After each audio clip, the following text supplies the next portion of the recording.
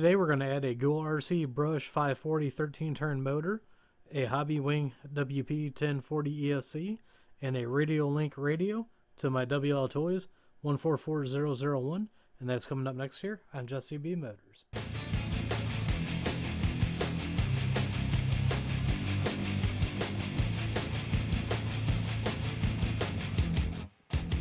First, we're going to do all the easy stuff. We're going to go ahead and we're going to unplug everything from the receiver here.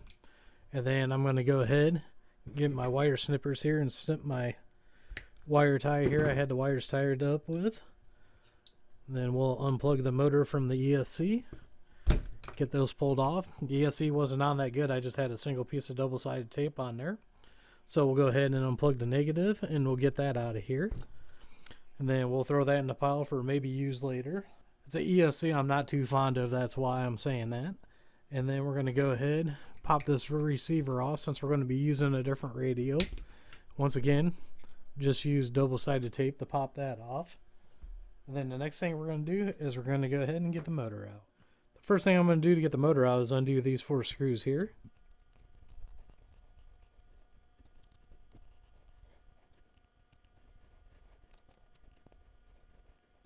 Now that we got those 4 screws out, what we're going to do is we're going to lift this up here, and you can see this little black plastic piece in between the motor mount there.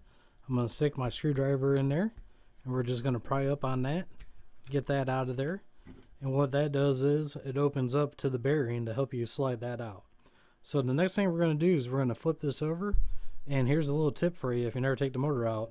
This little battery tray piece here, we're going to take that out, and what we're going to do is basically we got 4 screws right in a row. We got this one here, this one here, this one here, and this one here. These 4 screws is going to remove that battery tray and the motor mount. So let's go ahead and do that.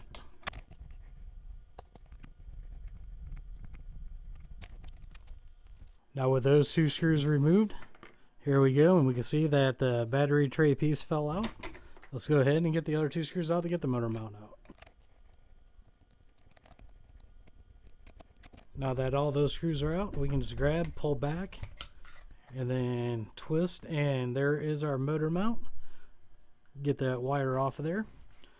Now we can swap the motor, which involves, we're going to go ahead and take this pinion off, and then we got a screw right here, and a screw right there, and that's going to release the motor from the mount.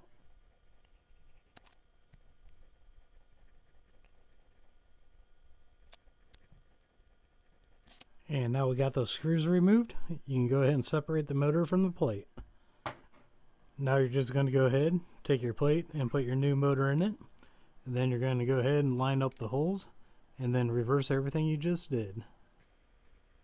Now one thing I recommend is not tightening up this one until you get that bottom one lined up. Then go ahead and tighten them all down.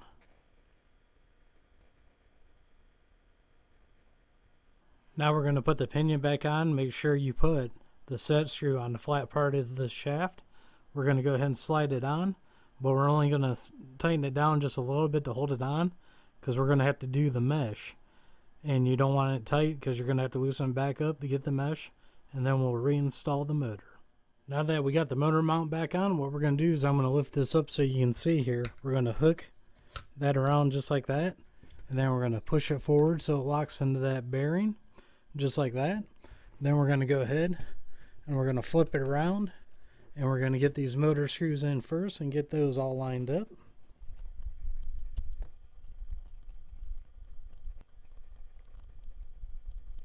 Now that we got the motor back on, we're going to spin it around here.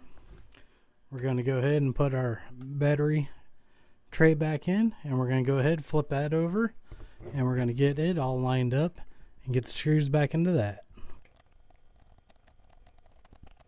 Now that we got all the screws on the bottom back in, we're going to flip it back over here, and we're going to go ahead and take our piece here that we popped out from the bearing. We're going to go ahead and put that back in. Sometimes I have problems with this, so I might have to do it off camera. Okay, you can see we got that piece back in there that goes over the bearing. So now what we're going to do is go ahead and reinstall our 4 screws here.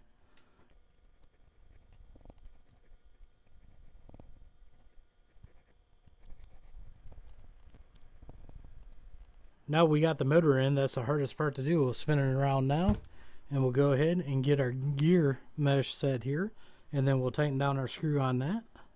Now since motor shafts are different lengths, I did have to spin my pinion around on this motor, but that's okay, it wasn't that hard.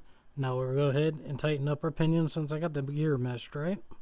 Now we got that done, go ahead and make sure, roll it back and forth here. Everything's moving nice and smooth.